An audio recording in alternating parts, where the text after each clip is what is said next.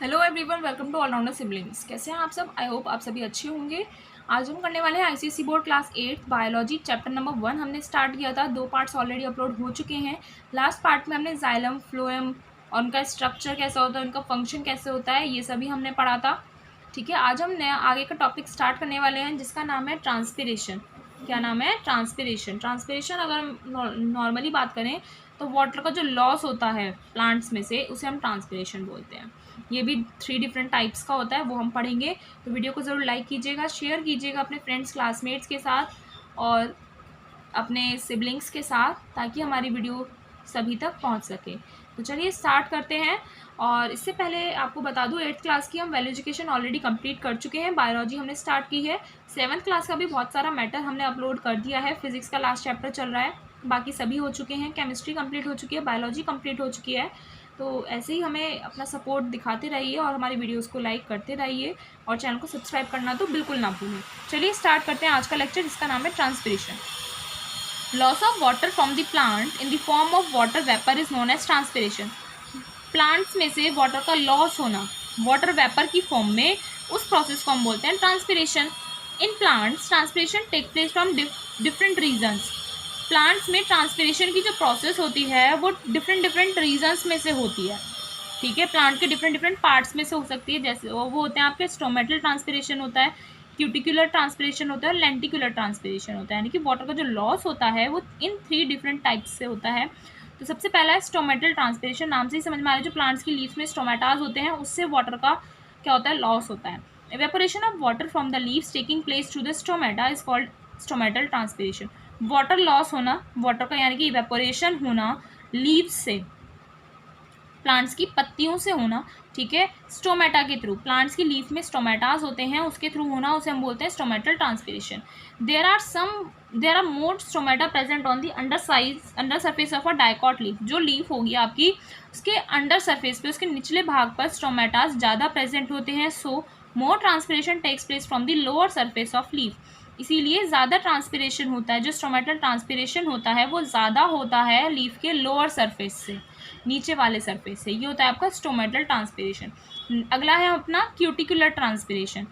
When the evaporation of water takes place directly from the surface of leaves and herbaceous stems, it is known as cuticular transpiration। Cuticular transpiration में वो process होती है जब water का evaporation जो होता है वो डायरेक्टली लीव्स के सरफेस से और स्टेम्स से होता है। लीव्स के सरफेस से और स्टेम्स से होता है, तो हम उसे क्यूटिकुलर ट्रांसपिरेशन बोलते हैं।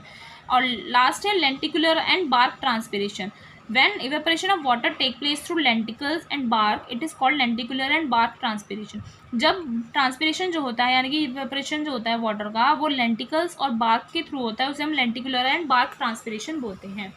आगे क्या बोल रहा है? Transpiration is directly proportional to absorption. क्या बोल रहा है? ट्रांसपिरेशन जो है एब्जॉर्प्शन के डायरेक्टली प्रोपोर्शनल होता है। क्या बोल रहा है? ट्रांसपिरेशन डायरेक्टली प्रोपोर्शनल होता है एब्जॉर्प्शन के। डायरेक्टली प्रोपोर्शनल मीन्स ट्रांसपिरेशन ज़्यादा कब होगा? जब एब्जॉर्प्शन ज़्यादा होगा, यानी कि higher the rate of transpiration. अगर ज़्यादा ट्रांसपिरेशन होगा तो उतना ही ज़्यादा एब्जॉर्प्शन होगा। Rather transpiration plays an important role in absorption of water. और ट्रांसपिरेशन जो है वाटर एब्जॉर्ब करने के प्रोसेस में इंपॉर्टेंट रोल प्ले करता है। Loss of water from leaves through transpiration creates a suction pressure in the xylem vessels. जो water का लॉस होता है लीफ से ट्रांसपिरेशन की प्रोसेस की मदद से, तो एक सक्शन प्रेशर क्रिएट होता है जाइलम वेसल्स में। सक्शन प्रेशर बताया था ना, जब ऊपर जाता है वाटर, ऊपर की तरफ पुल करता है। सक्शन प्रेशर क्या करता है? It pulls up water from the roots through the stems to the leaves. Suction pressure जो होता है वो रूट्स में से वाटर को ऊपर की तरफ पुश करता है, through the stems to the leaves, और स्टेम्स के थ्रू ले जाकर लीव्स तक पहुंचाता है सक्शन प्रेशर, जिसे हम ट्रांसपिरेशनल पुल बोलते हैं। क्या होता है ट्रांसपिरेशनल पुल में?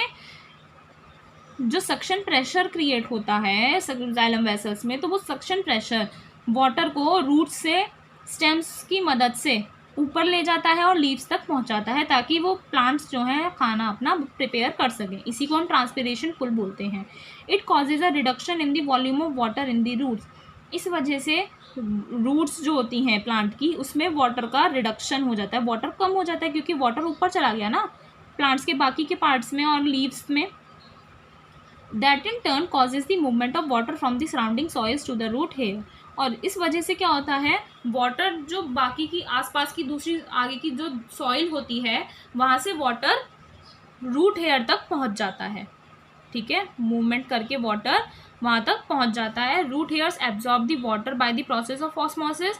रूट हेयर क्या करते हैं, वाटर को एब्जॉर्ब करते हैं ऑस्मोसिस की प्रोसेस से। और ऑस्मोसिस में क्या होता है, हायर कॉन्सेंट्रेशन से लोअर कॉन्सेंट्रेशन में जाता है।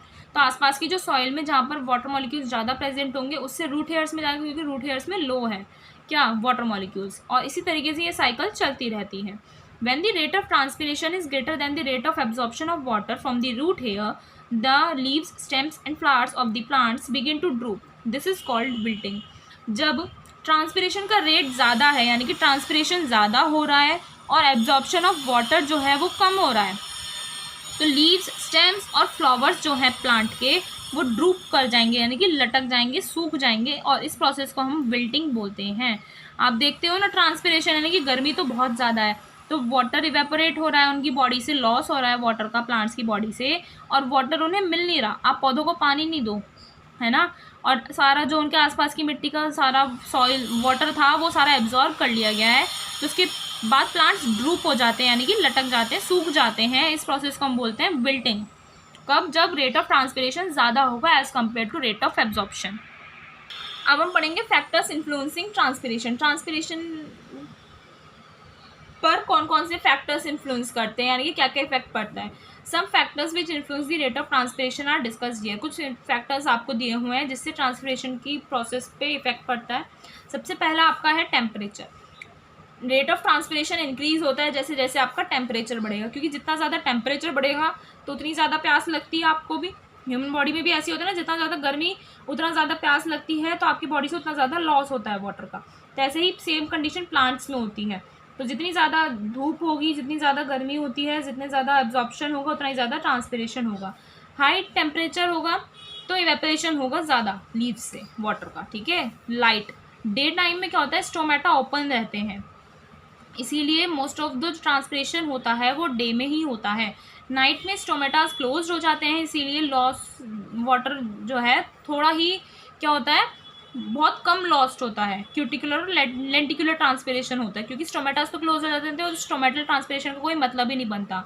बचा आपका क्यूटिकुलर और लेंटिकुलर ट्रांसपिरेशन, तो उनसे बहुत थोड़ा थोड़ा लॉस होता है वाटर का नाइट टाइम में।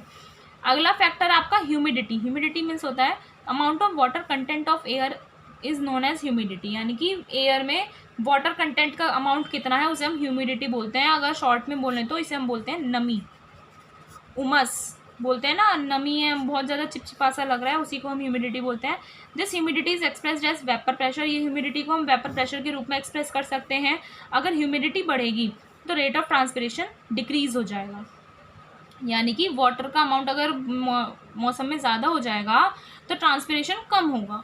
रेट ऑफ ट्रांसपिरेशन इंक्रीज होगा अगर ह्यूमिडिटी लो होगी। मीन्स वेपर प्रेशर जो होगा साउंडिंग एटमॉस्फेयर में, अगर वो लो हो जाएगा तो रेट ऑफ ट्रांसपिरेशन इंक्रीज हो जाएगी। तो बारिश के मौसम में देखते हो ना आप, जब एटमॉस्फेयर में ह्यूमिडिटी बढ़ जाती है, उस टाइम पर ह्यूमिडिटी बढ़ जाती है तो प्लांट्स को वाटर देने की ज़रूरत नहीं पड़ती, बहुत रेयरली देने की ज़रूरत पड़ती है। अगला फैक्टर है इसका wind speed. The rate of transpiration increases in moving air. Moving air होगी तो ट्रांसपिरेशन का रेट इंक्रीज हो जाएगा, बिकॉज मूविंग एयर जो होती है वो वाटर वेपर्स को लीव्स से, जैसे जैसे मतलब स्टोमेटास से वाटर वेपर बाहर आता है तो मूविंग एयर अपने आप उसे ले जाती है अपने साथ वाटर वेपर्स को। And when the rate of transpiration increase, और जब water rate of transpiration increase होगा तो rate of absorption of water through the roots also increases. और क्या होगा, रेट ऑफ एब्जॉर्प्शन जो हो रहा है वाटर का रूट्स में से वो इंक्रीज हो जाएगा, क्योंकि विंड जो है जल्दी जल्दी उसे ले जा रही है, वाटर मॉलिक्यूल्स जो लीव्स पर आ रहा है उसे अपने साथ ले जा रही है। तो क्या होगा, वाटर ज़्यादा एब्जॉर्ब करेंगी रूट्स, तो वो रेट ऑफ एब्जॉर्प्शन भी बढ़ जाएगा ना फिर। So water absorption through roots can be increase by keeping a potted plant under the fan. इसीलिए वाटर एब्जॉर्प्शन अगर आपको जल्दी करवाना है तो आप उसे कैसे करवा सकते हो, उस पॉटेड प्लांट को आप फैन के अंडर रख दीजिए, तो क्या होगा, उसकी ट्रांसपिरेशन भी इंक्रीज हो जाएगी। जैसे जैसे एब्जॉर्प्शन इंक्रीज होगा तो ट्रांसपिरेशन भी इंक्रीज हो जाएगी। अगला टॉपिक है इंपॉर्टेंस ऑफ ट्रांसपिरेशन। ट्रांसपिरेशन की क्या इंपॉर्टेंस होती है। प्रोसेस ऑफ ट्रांसपिरेशन, यानी कि ट्रांसपिरेशन क्या होता है, evaporation of water from leaves serves a very useful functions in the plants. Transpiration की वजह से बहुत सारे यूजफुल फंक्शंस होते हैं प्लांट्स में। जैसे it generates a suction force in xylem, xylem में एक सक्शन फोर्स क्रिएट करता है जो वाटर को रूट से, जो टॉल टॉल ट्रीज होते हैं, लंबे लंबे पेड़ होते हैं बड़े बड़े, तो उनमें ऊपर की तरफ ले जा सकता है, सक्शन फोर्स जनरेट करता है ट्रांसपिरेशन की प्रोसेस की वजह से। सक्शन फोर्स क्रिएट होगा तो रूट्स में से वाटर हाई ट्रीज में हाइट तक जा सकता है आसानी से। सबसे पहला यूज यही हो गया इंपॉर्टेंस इसकी ट्रांसपिरेशन प्रोसेस की। दूसरा क्या है, व्हेन सेल्स अब्जॉर्ब वाटर, जब सेल्स वाटर को एब्जॉर्ब करते हैं तो वो टर्जिड हो जाते हैं, यानी कि वाटर जब ज़्यादा भर देते हैं तो वो फूल जाते हैं, which helps in maintaining the shape and structure of the plant body. जब सेल्स टर्जिड हो जाते हैं वाटर एब्जॉर्ब करके तो वो प्लांट बॉडी की शेप को और स्ट्रक्चर को मेंटेन करने में हेल्प करते हैं। Another function of transpiration is that it cools the plant in hot weather. जब गर्म मौसम होगा तो ट्रांसपिरेशन की प्रोसेस होने की वजह से क्या होगा, प्लांट्स जो है आपके कूल हो जाएंगे। क्यों हो जाएंगे कूल? क्योंकि उसमें इवेपोरेशन की प्रोसेस होगी। आप देखते हो ना, जब आपको बहुत ज़्यादा पसीना आता है और वो एकदम से सूखने लगता है तो आपको कूलिंग इफेक्ट मिलता है, क्योंकि इवेपोरेशन की वजह से वो प्रोसेस वाटर जो है आपके उसमें स्वेट जो है बॉडी पे वो इवेपोरेट हो जाता है, ठीक है। इसी वजह से ट्रांसपिरेशन की वजह से क्या होता है, प्लांट्स को कूलिंग इफेक्ट मिलता है हॉट वेदर में। Main function of stomata is to allow carbon dioxide to enter into the leaves for photosynthesis. Stomata का मेन फंक्शन क्या होता है कि फोटोसिंथेसिस की प्रोसेस के लिए कार्बन डाइऑक्साइड को वो लीव्स में एंटर करने देता है स्टोमेटा, ठीक है। It simultaneously functions to prevent excessive water loss, और इसीलिए वो साइमल्टेनियसली इसके बाद और क्या करता है, वो स्टोमेटा वाटर लॉस होने से बचाता है। तो ये कुछ इंपॉर्टेंस है ट्रांसपिरेशन की, ठीक है। आगे देखते हैं, transpiration can be demonstrated by following methods. In following methods से आप ट्रांसपिरेशन की प्रोसेस को डिमॉन्स्ट्रेट कर सकते हो।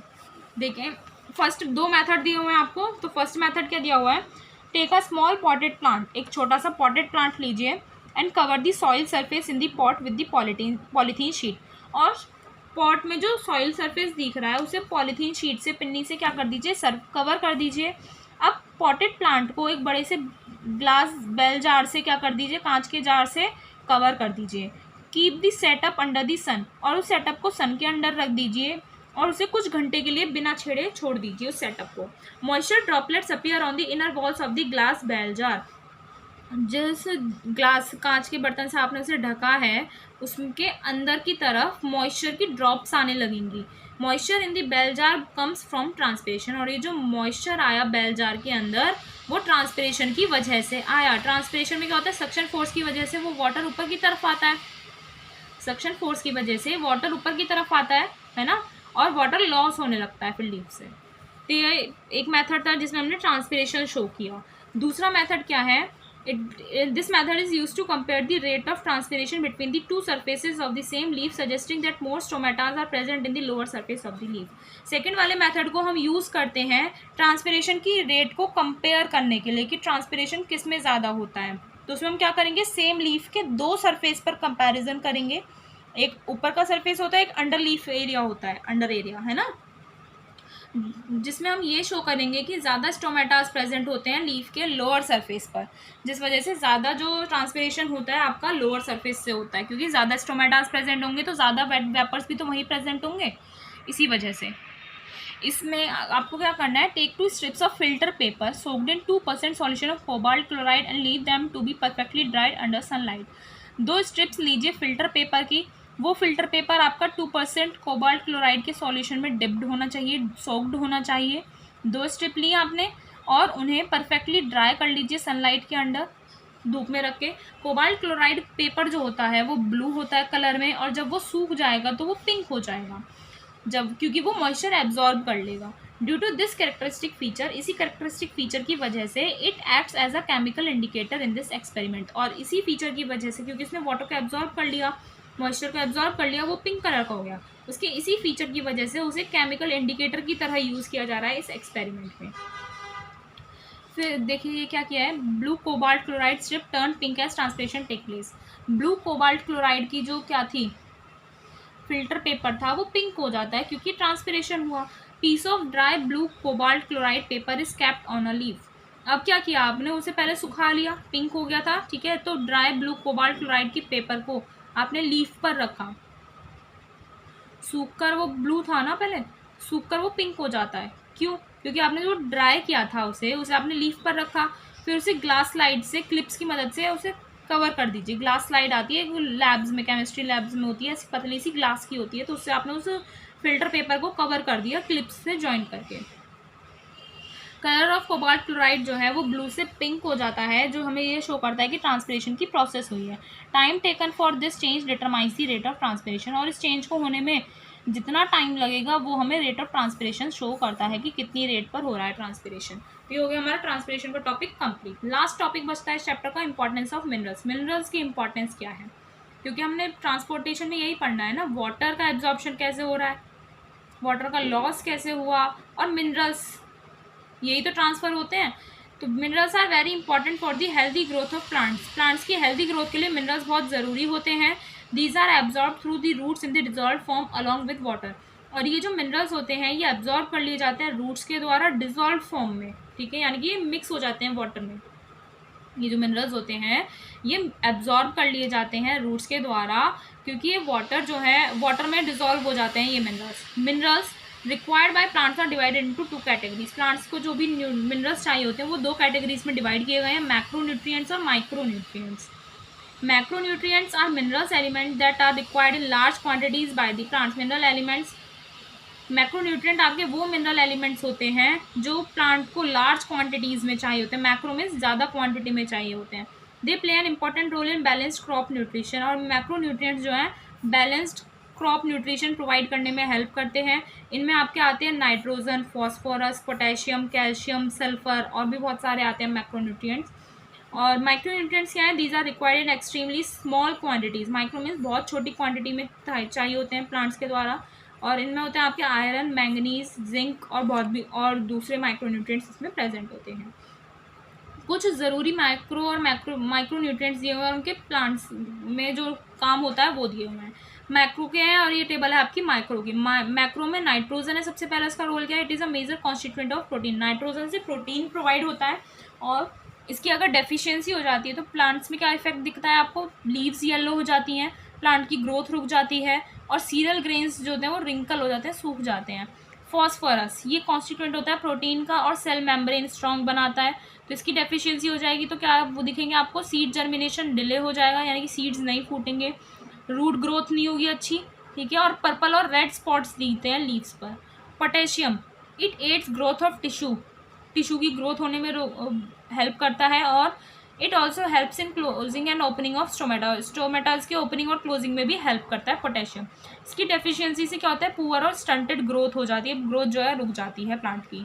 माइक्रो न्यूट्रिएंट्स का क्या है, आयरन ये कॉन्स्टिट्यूएंट होता है कुछ प्रोटीन्स का और एंजाइम्स का, इसकी डेफिशिएंसी हो जाती है तो लीव्स येलो हो जाती हैं, लीव्स येलो होने को हम बोलते हैं क्लोरोसिस।